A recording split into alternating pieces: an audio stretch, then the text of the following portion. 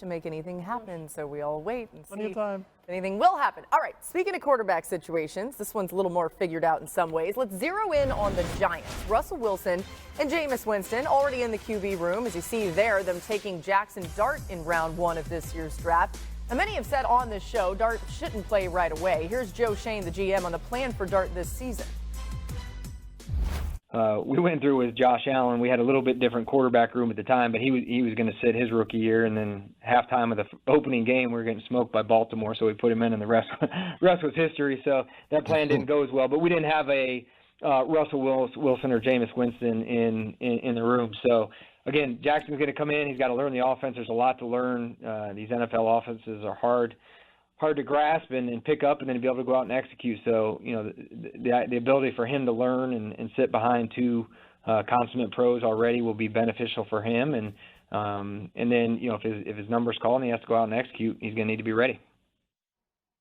Anybody else kind of sense he's leaving the door open there to see him a little earlier? I don't know. We'll see. It's not often that a quarterback picked in the first round does not start at all in his rookie season. From 2015 to 2024, there were 35 first-round quarterbacks. You see a couple of them on the screen there. Just 2 of them didn't start a single game their rookie year. One of them was J.J. McCarthy, who was hurt last season. The other was Jordan Love, who was sitting behind Aaron Rodgers. So it kind of shows you that it's likely we'll see Jackson Dart at some point.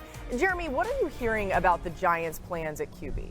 That the stage is set for Jackson Dart to sit an extended period, and that's ultimately what the New York Giants want. Russell Wilson's in pole position to be QB1. It's similar, I'm told, to his Pittsburgh situation, that the job is loosely yours. As long as you continue to produce and earn it, then you can keep it. Now, we know in the NFL that could change week to week in a hurry. But the fact that they added Jameis Winston as well, the fact they feel stronger across the roster, particularly on defense, where that defensive line should be really good, they feel like they can win games with just capable, turnover-free quarterback play, that they don't really have to rush this. The feeling I get talking to other teams is that Dart was one of the quarterbacks in particular that did need some time coming from Ole Miss system. So we'll see. Pressure could change things, but for the most part, their blueprint is to sit Dart for a while. I know, it's a totally different story if they're not doing well and the fans start clamoring. Tim, you think Russ makes it through the season with Dart there?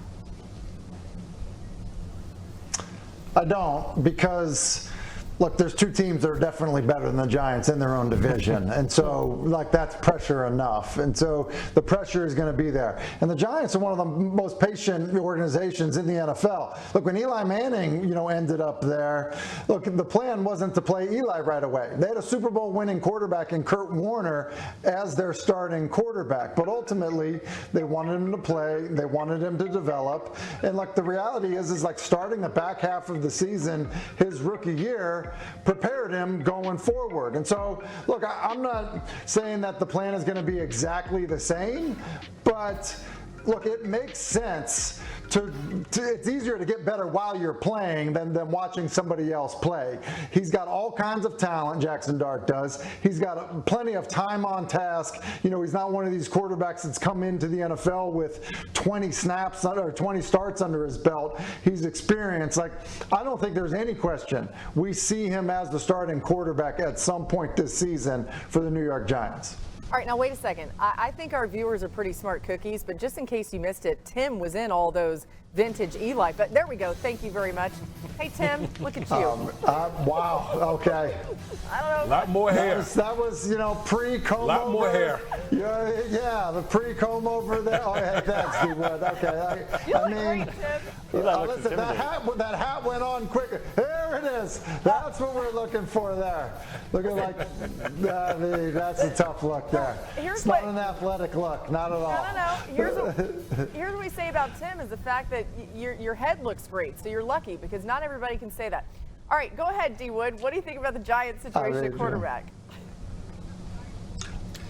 Yeah, listen. I don't put a timetable on any of these guys. We've seen it. We've seen guys be successful both ways, whether they play, right out of the gate or, guys that sit a while. I think it really depends on the prospect, how well they digest information and goes out there and applies it on the field.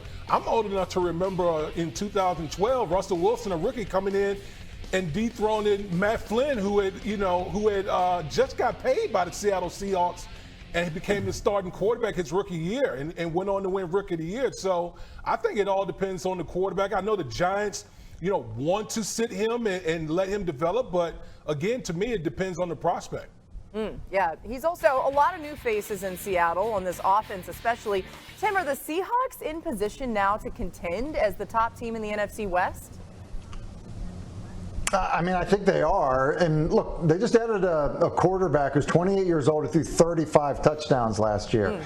And Clint Kubiak, the offensive coordinator, is going to do things that are very familiar to Sam Darnold. Like, I would expect him to play great. Look, does Cooper Kupp need to stay healthy? Yeah, that would be a massive, boost to them offensively. But I love the additions on offense. You mentioned DeMarcus Lawrence. So, let me get this straight. You had a quarterback that threw 35 touchdowns and an elite pass rusher. Yeah. Those are good signs to what really was already a talented football team, especially on the defensive side of the ball. They've got length, they've got speed, they're well coached on that side. I like what Seattle looks like a lot, and I think Darnold does well there. Yeah, listen, I think the biggest question for me as it relates to the Seattle Seahawks is they got to fix their offensive line. Their offensive line was definitely below average. That unit really needs to come together. We talked about the draft pick, Gray Zabel, from the first round. He's going to help solidify the interior of that offensive line. If they can get the offensive line fixed for Sam Darnold on that rushing attack, this Seattle Seahawks team is going to make noise because they have a plethora of young talent on both sides of the ball. Yeah, the most interesting wrinkle on this offense could be the addition of quarterback Jaylen Milroe as a backup. Jeremy, what are you hearing about the team's plan to use Milroe's skill set, especially his legs in this offense? Well, Laura, the expectation is the Seahawks will have a package ready to go for Jaylen Milroe to utilize his dual threat ability, particularly his running ability. Now, Sam Darnold's going to play 95, 98% of the snaps this season, no doubt. But they want to find a way to get Milroe on the field while developing him behind the scenes. The feeling I get from scouts around the league is that if you give him 2 years and don't rush him into full-time action, he could be really, really good with his ceiling if he masters the passing game. But there's also a real possibility that he's QB3 going into the season, that if Sam Darnold will get hurt, they have Drew Lock, the veteran they're familiar with, could step in and start games. But regardless, Milroe is expected to see the field at some point. Listen, I don't think it should be a surprise to see this happen around the National Football League. So many guys coming to the NFL, that were really good runners because of their size, strength, ability, and then what they're used to doing in the college game in terms of, reading plays where maybe they're handing the ball off, maybe they're the designed runner. And you just look at, I don't want to say that Jaylen Milroe is Taysom Hill, but with what the Saints did with Taysom Hill, there isn't a defensive coordinator in the league that wouldn't acknowledge that Taysom Hill is a massive problem to defend. And Taysom Hill at one point was trending to be only a quarterback. And so, look, you never know which direction it'll go for somebody that has got a very unique skill set and how a team is going to, try to develop and design package for him all at the same time. But look, he's one of those players that if you